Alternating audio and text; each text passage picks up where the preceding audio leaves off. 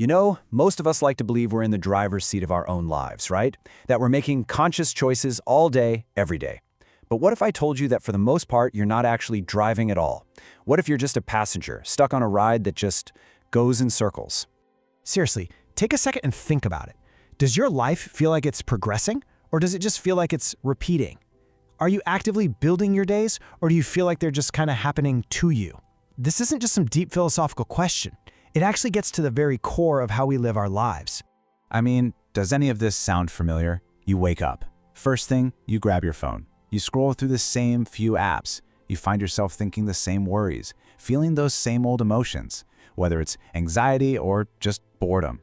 You just go through the motions. You go to sleep, and then you do the exact same thing all over again. It feels like you're busy, for sure, but are you actually going anywhere?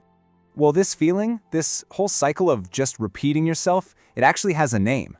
We're going to call it the autopilot loop. And honestly, it's where so many of us spend our lives without even noticing. Now, here's the crucial part. This isn't a choice you're actively making. Think of it more like a background process running on your computer. Your brain just bundles up all your common habits and routines and sets them to run automatically. And this creates this incredibly powerful loop where your past, everything you did yesterday and the day before, ends up calling the shots for your present. So why on earth does our brain do this? Well, it's just simple biology. Your brain is hardwired to be efficient, to save energy. And following a pattern, a routine, that saves a ton of mental energy. It's a survival mechanism, really. But that exact same feature that's designed to help us can also trap us in a life that feels totally stagnant. So, if this loop isn't what we really want, why don't we just, snap out of it? Well, it's because the loop feels safe. It feels comfortable. And our brains are programmed to seek out that feeling of comfort and familiarity.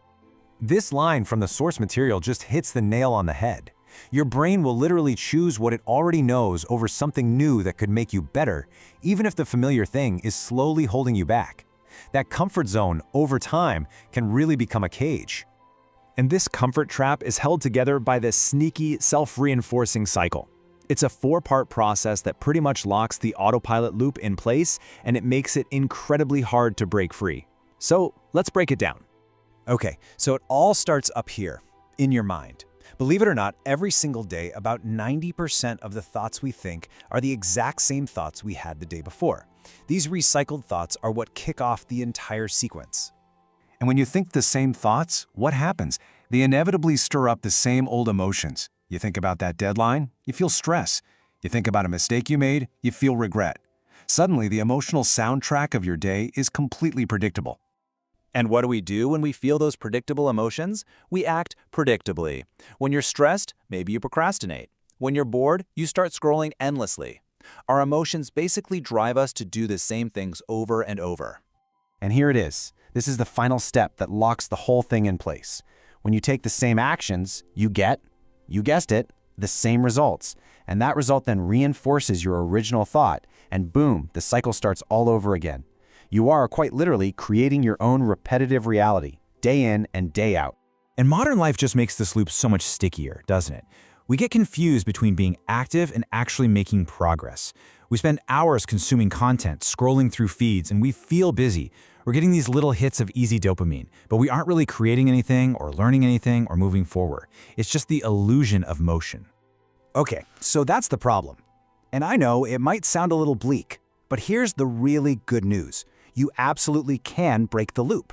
It's not easy, for sure, but it is totally possible. It just takes a conscious, intentional plan. And here are the 4 steps to do it.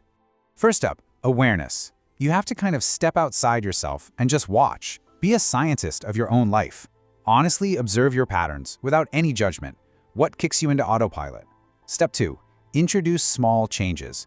We're not talking about a massive life overhaul here. Just wake up 15 minutes earlier. Take a different route to work.